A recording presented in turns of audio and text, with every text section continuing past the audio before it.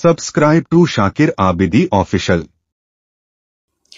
शब कदर में ये 4 दुआएं लाजमी तौर पर करनी चाहिए।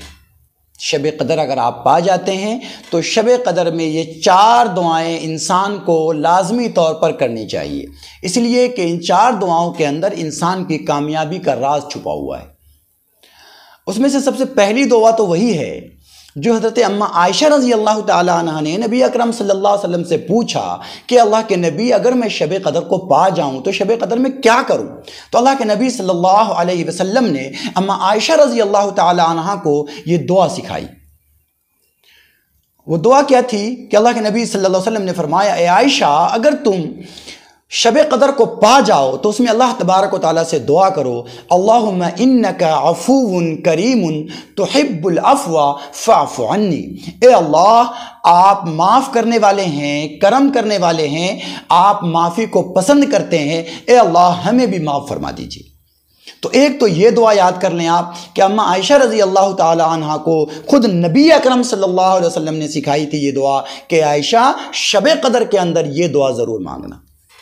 और बाकी 3 दुआएं ऐसी हैं जो मैं भी आपको बताने वाला हूं कि आप शब कदर के अंदर इसको ज़रूर लाजमी तौर पर मांगें। उसमें से 1 नंबर पर यह है कि उमूमन जब हम शब कदर के अंदर दुआ के लिए हाथ उठाते हैं, अल्लाह तबारक व तआला से मांगते हैं, नमाज वगैरह पढ़ते हैं और दुआ करते हैं, तो उमूमन हमारा जो ख्याल और हमारा जो जहन जाता है वो ये कि अल्लाह हमारा बेटा बिगड़ा हुआ है, संभल जाए, ए अल्लाह हमारा कारोबार बिगड़ रहा है, संभल जाए, ए अल्लाह मैं एग्ज़ाम दे रहा हूँ, कामयाब हो जाऊँ, ए अल्लाह मैं कारोबार चालू कर रहा हूँ, उसके अंदर बरकत आ जाए, ए अल्लाह मैं नौकरी ढूंढ रहा हूँ, मुझे मिल जाए। यानी दुनिया की चीज़ों के बारे में जो आपके मैटर्स फंसे हुए हैं, उन मैटरों के अंदर आपको भलाई मिल जाए, उसके लिए दुआ करते हैं। हालांकि ये तरीक़ा गलत है। आप जब कभी भी दुआ करें, क्योंकि कुरान करीम खुद कहता है कि जो आदमी दुआ करे और कहे रब्बना आतिना फिद दुनिया हसना, ए अल्लाह हमें दुनिया ही के अंदर सिर्फ भलाई दीजिए, अल्लाह ताला खुद कुरान करीम में कहता है वमा लहू फिल आखिरति मिन खलाक, आखिरत में उसका कोई हिस्सा नहीं है। और ऐसा आदमी तबाह बर्बाद हो गया जिसको दुनिया की सारी हुकूमतें मिल जाए, दौलत मिल जाए, मगर आखिरत में कोई हिस्सा ना हो। इस बुनियाद पर आगे अल्लाह ताला ने उसी आयत के नीचे कहा है कि और बाज़ लोग वो हैं जो ये कहते हैं रब्बना आतिना फिद दुनिया हसनतन व फिल आखिरति हसना, ए अल्लाह दुनिया में भी हमें भलाई अता फरमाइए और आखिरत में भी भलाई अता फरमाइए। इसलिए दुनिया में अगर आपका कोई काम फंसा हुआ है, रुका हुआ है, किसी चीज़ के बारे में दुआ कर रहे हैं, आप ज़रूर अल्लाह से रो रो कर दुआ कीजिए, ज़रूर अल्लाह तबारक व तआला से मांगिए, अल्लाह ताला नवाजेगा। क्योंकि शब कदर तो देने की रात है, अल्लाह ताला की रहमत लुटाई जाती रहती है, बंदा जितना लेना चाहे उतना ले ले। तो लेकिन सिर्फ दुनिया ही के बारे में ना मांगे आप, दुनिया के बारे में आप जिस चीज़ के बारे में दुआ करना चाह रहे हैं दुआ कीजिए, उसके साथ साथ आप लाजमी तौर पर आखिरत के बारे में भी अल्लाह से सवाल कीजिए, आखिरत के बारे में भी दुआ कीजिए कि अल्लाह दुनिया की ये चीज़ तो आप दे ही रहे हैं, आखिरत में भी हमें अपनी नेमत से नवाजिए, आखिरत के अजाब से हमारी हिफाजत फरमाइए। क्योंकि सिर्फ दुनिया अगर किसी ने मांग ली और आखिरत में उसका हिस्सा नहीं है तो ऐसा आदमी बर्बाद हो गया।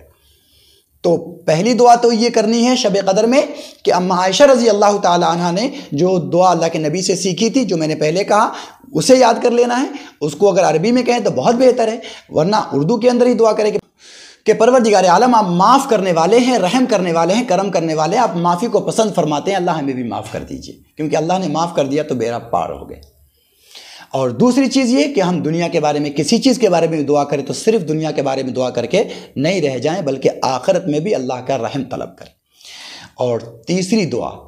और चौथी दुआ बहुत ही ख़ास है जो हर ईमान वाले को हर हाल में मांगनी चाहिए। तीसरी दुआ ये है कि बंदा जब भी हाथ उठाए तो वो कहे रब्बना हब लना मिन अज़वाजिना व ज़ुर्रियातिना क़ुर्रत आयुन, ए परवरदिगार आलम, दुनिया की चीज़ों के अंदर हमें अगर आप अता फरमा रहे हैं तो हमारी बीवियां, हमारे आलो औलाद को हमारी आँखों की ठंडक बनाइए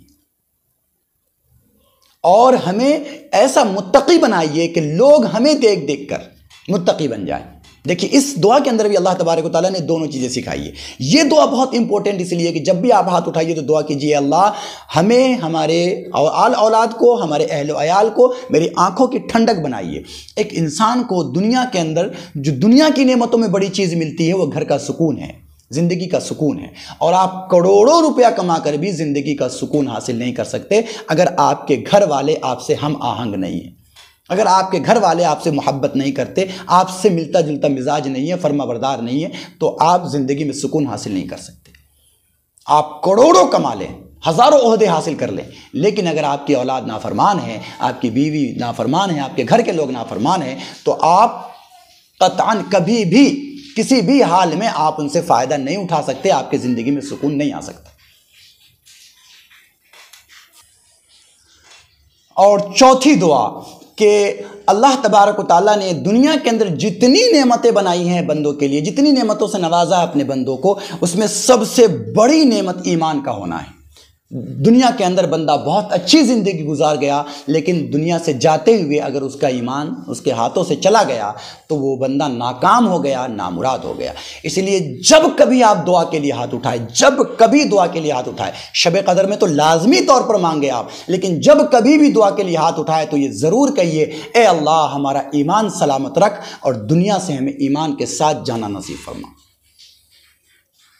اس لیے کہ بندہ دنیا سے ایمان کے ساتھ جائے گا تبھی کامیاب ہوگا، اور اگر بغیر ایمان کے چلا گیا تو ایسا بندہ دنیا میں کتنا بھی کامیاب نظر آتا ہو، ناکام ہو گیا، ناکام ہو گیا، ناکام ہو گیا۔ تو یہ شب قدر میں ان 4 دعاؤں کا اہتمام کرے، انشاءاللہ دنیا بھی سنور جائے گی اور آخرت بھی سنور جائے گی۔